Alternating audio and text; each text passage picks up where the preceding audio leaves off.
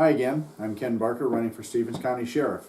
And as I've said before, are you aware that a sheriff has ultimate authority in his county? Well, where do I get that information from? Let me tell you. You knew that, didn't you?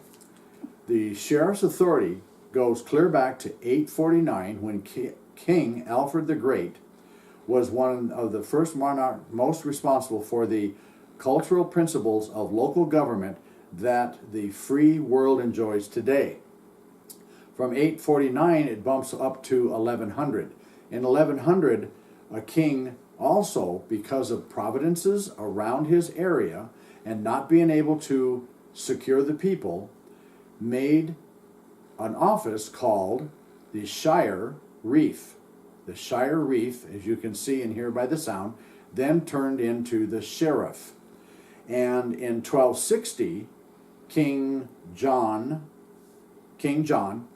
1215, King John was forced into a Magna Carta, and in doing so, up came the word sheriff rather than the Shire Reef. Shire is a county, reef is the people. So you have a sheriff that took place back then, and it came over here with our founding fathers, and they established the same thing. How many shows have you seen on TV and back in the 50s, even today, the sheriff is the term that's being used.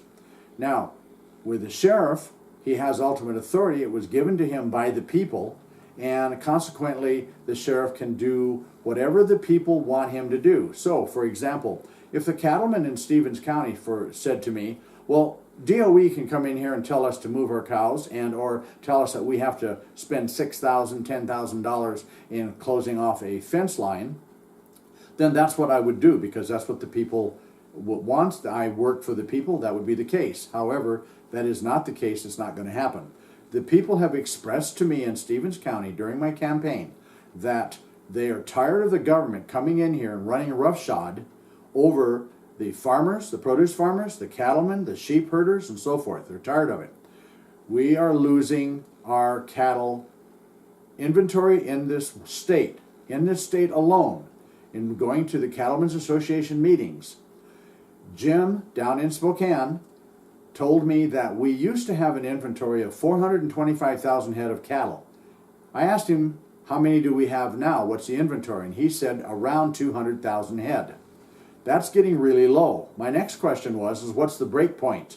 And he said approximately 175,000. That means you're going to be paying sky-high prices for beef, because the beef products obviously is real low, the inventory is not high enough, we can't sustain it, and eventually they're going to get rid of the cattle. Let's go down to Nevada for a moment. The Bundy Ranch thing. There were 52 cattlemen ranches around Bundy's ranch. DOE and BLM effectively removed those people, shut them off their farms, and they're gone. The only one standing, and you saw that on the news, was the Bundy Ranch.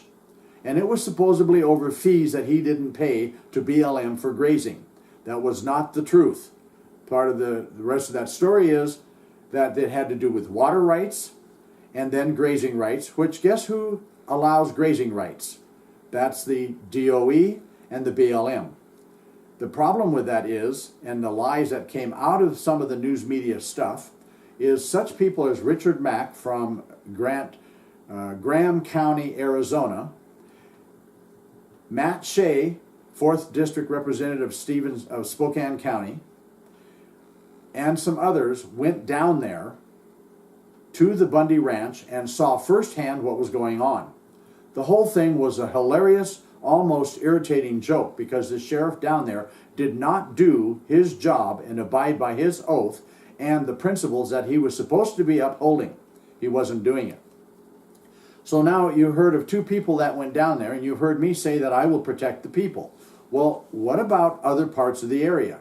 So, in Richard Mack's book, Are You a David, in one of his sections, he names 3 sheriffs that stood up to the federal government and told the federal government, you're not coming into this county. And the first one was a Ken Jones in Eureka County, Nevada. That was one. The other one was Sheriff Gray Amon, and he was in, I'm going to blow this, it was in Nevada, and it's Ojai County. And the other one was Gary Penrod. He was in San Bernardino County, California.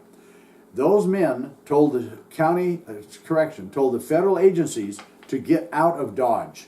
Don't come in here and harass my people. The other ones that took place was a Sheriff David Mattis from Wyoming. And then with that, there is David A. Clark, Milwaukee County, Wisconsin.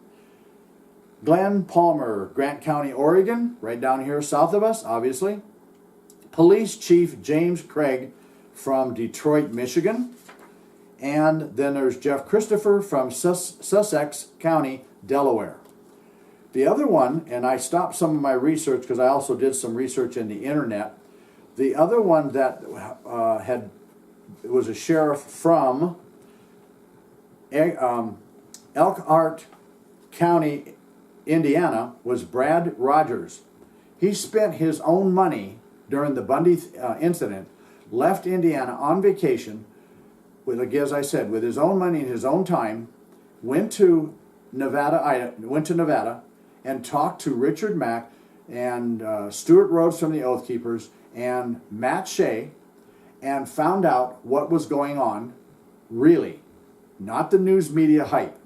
And he left that area saying to those people that were there, and once he got back to his county, he said that he will protect his people and the people of the county and the county rights and keep the federal agencies out of there. Here's another good one. Get this. Federal Judge Robert C. Jones, Wayne Hade, the federal judge told the government to get out of his county. And then, of course, we have Richard Mack. Richard Mack has written several books. Richard Mack sued the federal government over the Second Amendment and other constitutional issues that was affecting the people and their rights, their liberties, and their pursuit of happiness. He won that case, and the feds had to leave. I'm having a problem with our overreaching government, and I do not like what's going on. I do not like the fact that commissioners, prosecuting attorneys, lawyers, judges, the sheriffs across this county, across this nation, are not listening to the people when we, the people, put them in office. And we, the people, the only way we're going to take this back is by electing a sheriff that will stand up for your principles, your rights, your liberties, and property rights. And that's also in the constitutional documents about property rights and the pursuit of happiness. Two different places. It's there. We need to take this back. We, the people, need to elect people in there. As I said earlier, it is the sheriff that is the last standing officer, that is the line between us and us losing our Constitution.